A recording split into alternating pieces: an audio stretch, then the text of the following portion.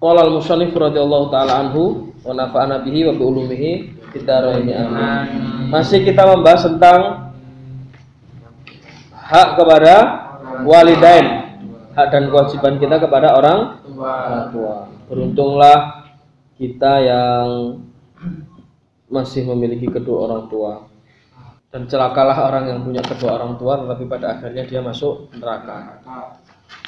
Kita punya dua pintu surga, yaitu ayah dan ibu kita. Maka manfaatkanlah selama pintu surga itu masih ada di depan kita. Ya bunaya, he anak lanang cilik ingsun, kullu insanin utawi saben-saben menungso yuhibbu iku demen sapa kulli insan ayyakuna rafi'al qadri azima iku luhur kedudukan tur agung aljahi pangkate mahbuban indallah wa indan nas wa yatamanna lan arab-arab sapa kulli insan ayyakuna yen to ana maqamuhu apa kedudukane kulli insan fauqa kulli maqamin iku sak dhuwure saben-saben maqam. Semua manusia itu pasti kepingin derajatnya itu tinggi, berkedudukan baik itu di hadapan Allah maupun di hadapan manusia. Manusia itu punya kebutuhan untuk apa dalam psikologi apa?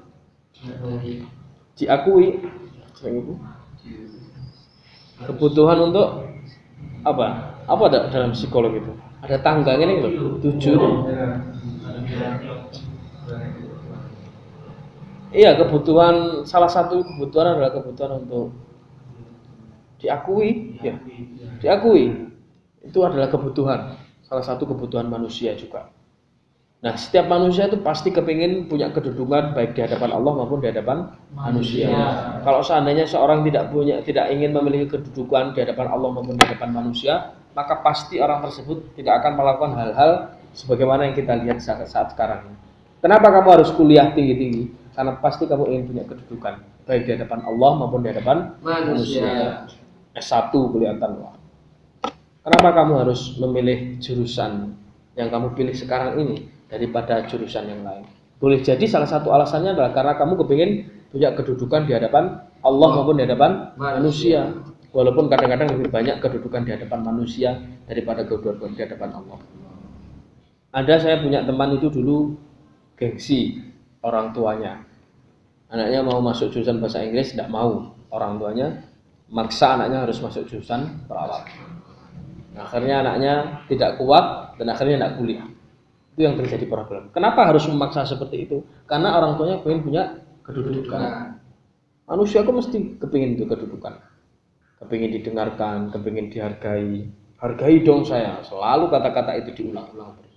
Padahal kalau seandainya seseorang itu melihat matahari, maka orang lain tidak perlu mengatakan bahwa iku loh matahari, itu perbuatan yang sia-sia.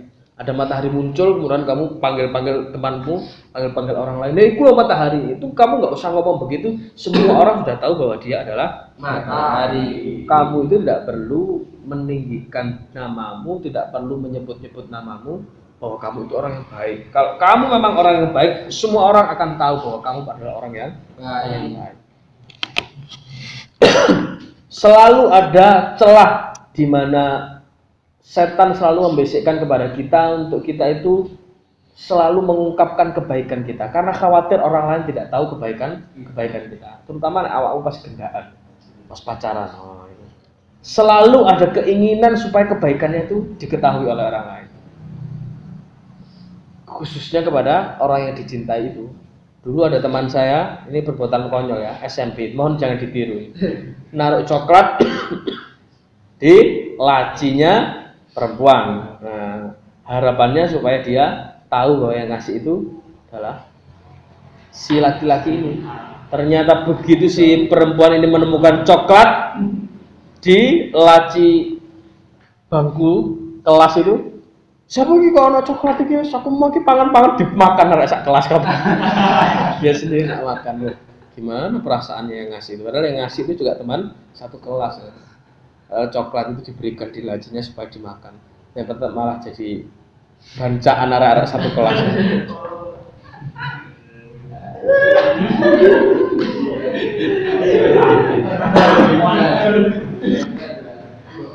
selalu ingin menjadi pahlawan, ingin terlihat pahlawan di hadapan orang yang dicintainya itu. Hujan badai ditelepon, datang pun kemudian saya ditambahi omongan. Saya sebenarnya tadi agak flu ini tadi sakit, tapi kamu telepon demi kamu. Selalu ada keinginan untuk dianggap pahlawan.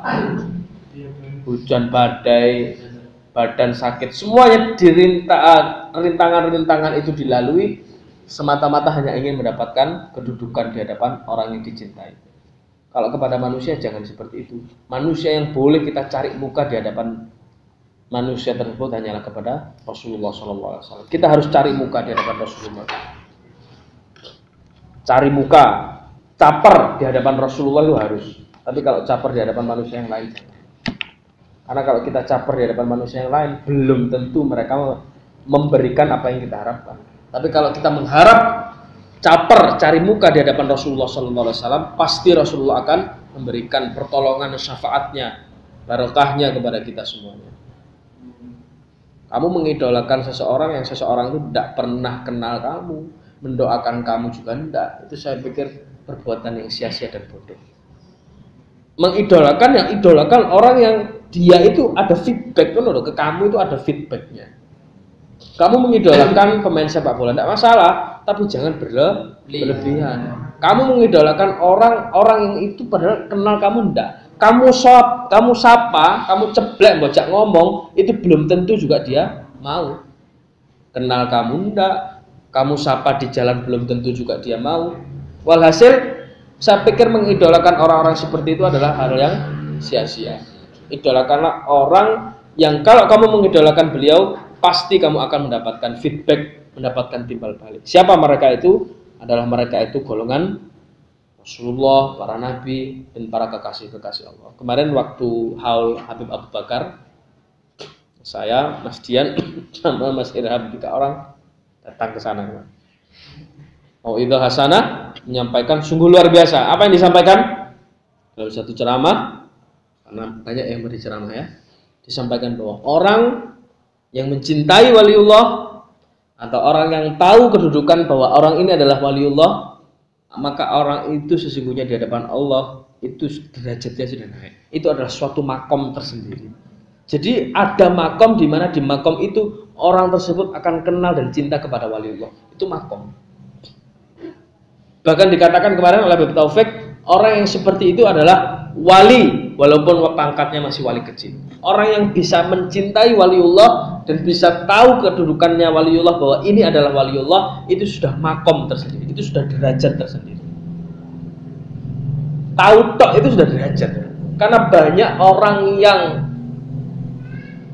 di sekitar kita ini ada di dekat mereka waliullah, tetapi mereka tidak tahu bahwa mereka itu waliullah. Coba perhatikan, Rasulullah SAW itu dulu hidup, itu dipandang dan dilihat oleh banyak orang, termasuk oleh Abu Jahal dan Abu Lahab. Tapi kenapa Abu Jahal dan Abu Lahab itu pada akhirnya masuk neraka? Padahal di situ ada Rasulullah. Sedangkan Abu Bakar, Umar, Utsman, Ali, mereka masuk surga semua. Padahal sama-sama mereka memandang Rasulullah, sama-sama hidup sejaman dengan Rasulullah. Semata-mata itu adalah karena tertutupnya hati. Jadi kemampuan untuk mengetahui kedudukan rahasia kewalian atau meyakini bahwa dia waliullah, bahkan mencintai beliau ini, bahwa beliau ini adalah orang yang dicintai Allah, itu sudah derajat tersendiri. Yang Abu Jahal dan Abu Lahab sekalipun itu melihat Rasulullah dan dekat dengan Rasulullah tidak bisa mencapai makom itu, padahal cedek. Maka beruntunglah antum semuanya yang di dalam hati kalian itu sudah tumbuh cinta kepada para waliullah dan pada kasih Allah. Tahu bahwa ini adalah waliullah, itu makom tersendiri, kamu sudah naik derajatmu. Yang dulu mungkin kamu tidak kenal waliullah siapa, tidak cinta dengan waliullah siapa. Yang dulu kamu mungkin tidak suka membaca sejarah perjalanan mereka. Sekarang jadi kalau membaca itu merasa senang, merasa cinta, itu sudah makom, berarti derajatmu itu sekarang sudah naik. Dulu kamu berarti tertutup, sekarang hijab itu dibuka oleh Allah Subhanahu Wa Taala sehingga kamu bisa tahu, memandang, tahu. Nah, itu sudah derajat tersendiri. Makanya kita galakkan di Jagat Sholawat itu ziarah ke waliullah. Bahkan waliullah di Jawa Timur ini cita-cita kita ziarahi semua, baik yang masyhur maupun yang mastur. Mastur itu malah tersembunyi lah. Wali-wali yang besar, ya, wali-wali yang negeri Sunan Ampel dan Giri itu kan wali-wali yang negeri. Kalau swasta ya Mbah Thohir Bungku Singosari ini swasta. Ya. Atau Sunan Bejagung, nah itu wali yang swasta, tetap semuanya kita ziarahi. Kemampuan kita untuk mendatangi mereka, mencintai mereka, kemudian meyakini bahwa mereka itu adalah waliullah, itu adalah derajat tersendiri, makom tersendiri.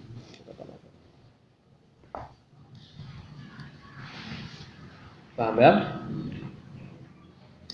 Dan cinta yang diterima oleh Allah itu adalah cinta yang semata-mata cinta itu ikhlas karena Allah. Apa maksudnya cinta karena Allah dan benci karena Allah itu? Ada yang tahu? Kita sering mengatakan atau kita sering mendengar lagu Cintai Aku. Eko, terus no.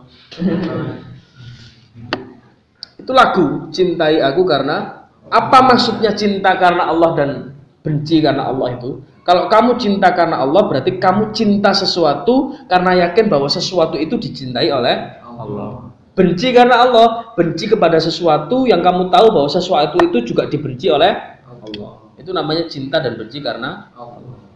Misalnya saya mencintai antum semua karena antum semua orang yang soleh, orang yang rajin ngaji, cari ilmu. Saya tahu bahwa Allah tuh pasti juga mencintai antum semua. Maka cinta saya kepadamu itu betul-betul cinta karena Allah. Karena Allah ridho kepada kami.